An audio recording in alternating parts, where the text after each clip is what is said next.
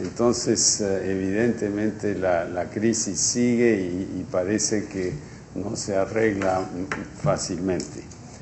Yo creo que hay que empezar muy brevemente hablando de los orígenes de esto.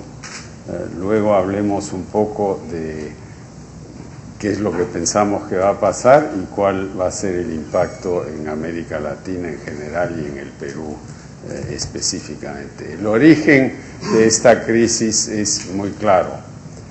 Es la sobreexpansión crediticia y la política de bajas tasas de interés deliberada de la Reserva Federal. Ese es el origen del tema. ¿Por qué hubo esta política? Porque la Reserva Federal temía que se volviera a crisis anteriores, sobre todo la burbuja del Internet que estalló entre 2000 y 2001.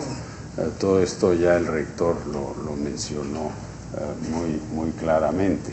Eso hizo que se mantuviera a partir del 2002 una política de tasas muy bajas, bajando la tasa de redescuento, y eso tuvo otros resultados, que fue que los intermediarios financieros enfrentados a un mundo de tasas artificialmente bajas buscaran formas de mejorar sus ingresos. Cuanto más altas son las tasas de interés, más es el diferencial que ganan los bancos, mayor es la utilidad.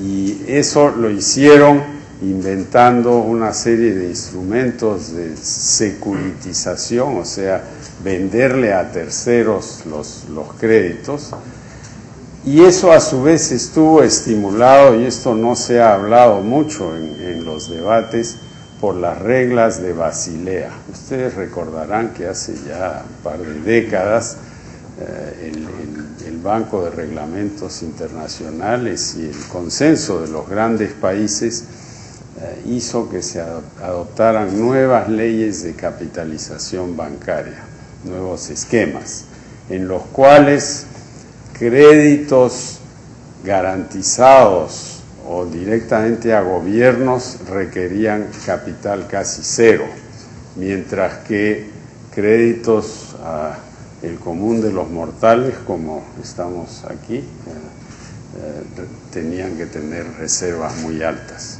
Entonces había un incentivo para buscar créditos garantizados. Y de ahí viene en parte esta cosa de las hipotecas subprime, porque las hipotecas subprime fueron empaquetadas y luego garantizadas por Fannie Mae y Freddie Mac, los Mi Viviendas, si se quiere, de Estados Unidos, manteniendo las distancias, y eso era papel del gobierno. Entonces, ese papel podía venderse con muy poco capital. Fannie y Freddie, cuando en efecto quebraron hace 3 semanas porque no podían refinanciarse, tenían un capital equivalente al 1,5% de sus obligaciones aproximadamente.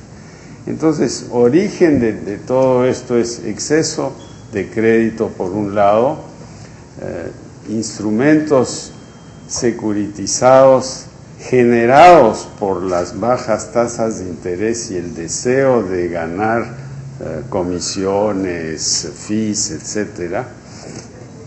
Y el esquema de Basilea yo creo que también tuvo algo que ver en esto, incentivando a la banca a prestar para papeles cuasi gubernamentales y gubernamentales. Ahora, lo paradójico de toda esta crisis es que mucho de esto estaba anunciado hace tiempo, porque obviamente una expansión crediticia en una economía abierta como Estados Unidos genera déficits de balanza de pagos, y también hubo, a raíz de la guerra de Irak y un sistema tributario que no se ha modernizado en muchos años, un déficit fiscal muy grande. O sea, hubo los dos déficits gemelos bien conocidos que oscilaban entre el 3 y el 7% del producto, cifras realmente astronómicas. Y a pesar de eso, digamos, se hablaba en las reuniones del Fondo Monetario, del G7, del G12, del G esto, del G otro, se ha hablado durante años de esto, pero nunca se hizo nada. Hubo algunos llamados a una nueva arquitectura internacional, pero nadie hizo mucho caso. Y realmente la única persona, pienso yo, que advirtió sobre todo sobre las consecuencias de estas hipotecas securitizadas fue un gobernador de la Reserva Federal, ya fallecido, Lyle Graham, que era el gran experto en este tema. Dijo su última palabra y murió, y ahí se olvidaron el tema. Ahora, es evidentemente una crisis que tiene una serie de etapas. La primera, la crisis hipotecaria, que está en plena marcha en este momento en Europa. En Estados Unidos pareciera que, digamos, las medidas han calmado algo el ambiente, pero no está muy claro todavía. Luego viene una crisis crediticia, porque el sistema bancario del mundo siempre depende de los créditos de corto plazo entre los bancos. Al cierre del día, el banco ve si está en posición negativa o positiva desde el punto de vista de la caja. Si necesita caja, llama y le dan lo que se llama un overnight. Lo que ha pasado con estos rescates selectivos es que el overnight murió. ¿Por qué? Porque a un banco sí lo rescataron y a otro no. Entonces, la confianza interbancaria desapareció. O sea, Lehman Brothers, si bien no era un banco comercial, era un banco que tenía obligaciones cuantiosas en el mercado, no fue rescatado. Washington Mutual sí fue rescatado. AIG fue rescatado, pero en un escenario donde unos caen y otros no, la desconfianza entre los agentes de crédito pues sube de manera dramática. Y la tercera etapa es el impacto en la economía real, o sea, en la producción, la inversión, el empleo. Y ese es el impacto que más nos preocupa aquí en el Perú. Ahora, ¿qué es lo que va a pasar en el mundo y en el Perú? Lo primero que está pasando ya es que obviamente los precios de las materias primas bajan, porque la perspectiva de una economía más lenta en las dos economías más grandes del mundo, en Norteamérica y Europa, hace que la demanda de petróleo real, no la demanda especulativa, la demanda real baje, la demanda de metales baje, y hay temores de que esto tenga un impacto en la China, y por consiguiente la China, que explica el 40, 50, hasta 60% de la demanda de ciertos commodities, del incremento de la demanda. Por ejemplo, el incremento de la demanda de cobre en los últimos años, el 60% viene de China. El incremento de la demanda de acero, el 40% viene de China. Entonces, obviamente, si China se desacelera, como parece que es el caso en este momento, eso tiene un impacto en las materias primas. O sea, primer efecto, caída de las materias primas, y con eso, caída del petróleo.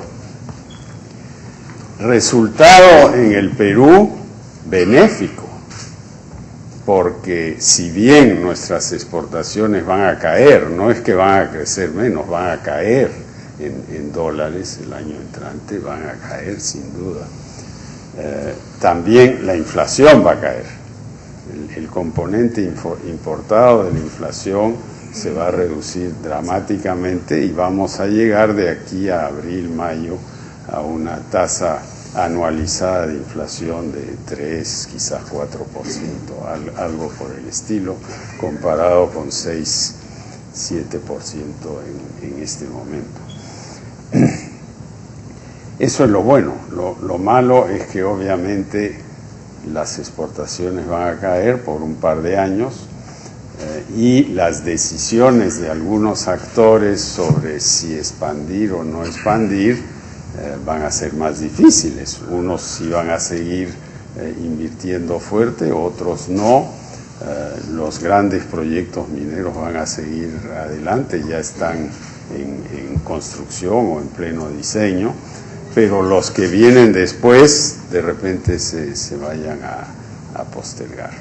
Entonces, predicción para el Perú, yo creo que tasa de crecimiento del año entrante 5 o 6%, en vez de 9 hoy, y eso va a parecer una recesión, ¿no? Porque si uno cae a la mitad, parece una recesión, pero por otro lado, las tensiones sociales que crea una muy alta tasa de crecimiento como la actual, donde unos crecen al 15 y otros crecen al 4 o 5, eso se va a ir, esa brecha, pienso yo, se va a ir reduciendo. Si crecemos al 6, unos crecerán al 9 y otros al 4, la brecha se achica, la tensión social se reduce.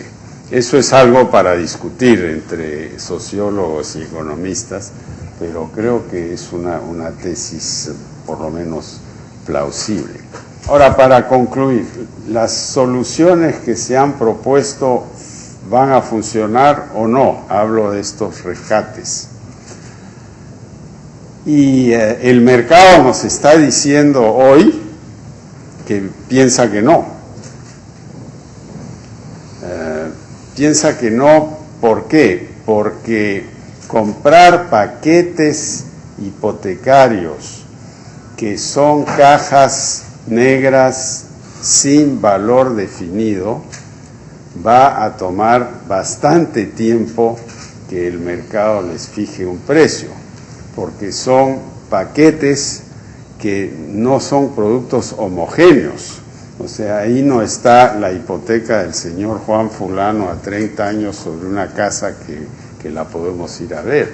Ahí están los intereses de los primeros años de 1 millón de hipotecas, están los pagos de principal de aquí a 30 años que tienen otro valor, etcétera. O sea, son cosas muy, muy complicadas de ver. Es un poco como lo dije en el Congreso el viernes, es como a uno le traen una caja que es un regalo y uno abre la caja, hay otra caja, luego hay otra caja, hay otra caja, otra caja, es como un huevo ruso donde hay, al final uno llega pues a una bolita chiquitita y el mercado no le va a dar gran valor a esa caja antes de saber qué cosa está en el fondo. O sea, ese es un primer problema. Soros ha propuesto, y otros han propuesto con él, la idea de inyectar capital a los bancos. Porque, claro, $1 de capital genera $10 de préstamos, mientras que $1 de compra de hipotecas que se van a tener que castigar genera mucho menos capital y mucho menos capacidad de préstamos. Ese es el debate que hay en este momento. Segundo tema es ¿qué consecuencias hegemónicas tiene esto? Evidentemente Estados Unidos está en un problema muy, muy grave en este momento, pero también el resto del mundo, porque es el resto del mundo que lo financia. Los chinos, japoneses y los árabes son los grandes compradores de letras de la tesorería, son los que están financiando los dos déficits de Estados Unidos. Y están enganchados porque saben que si no lo hacen, el valor del dólar va a colapsar y por consiguiente se están haciendo a ellos mismos el harakiri. Pero eso no puede durar. En algún momento la tendencia se va a revertir.